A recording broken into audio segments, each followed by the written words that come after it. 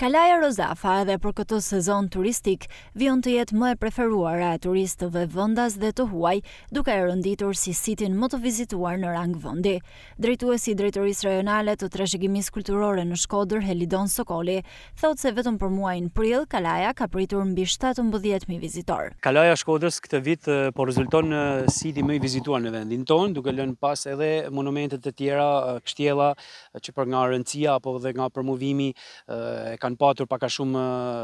të pritshme. Vetëm për muajin prill, numri i vizitorëve në Kalajën e Shkodrës ka kaluar shifrën e 17.000,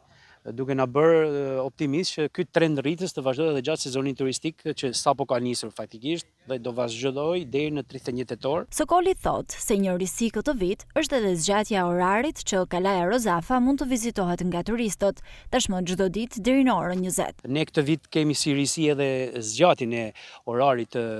vizitueshmërisë së Kalajës deri në orën 20, çka sjell edhe një lehtësi edhe për grupet turistike që i drejtohen Kalajës në orët e mbasdites për të evituar orën e pikun e periudhës së nxehtë, çka edhe ka qenë një kërkesë e vazhdueshme e agjencive turistike që këtë vit ne e morëm parasysh dhe i bëm propozimet përkatëse në ministri dhe një propozim i tillë u përqafua edhe nga Ministria e Turizmit, Kulturës dhe Sporteve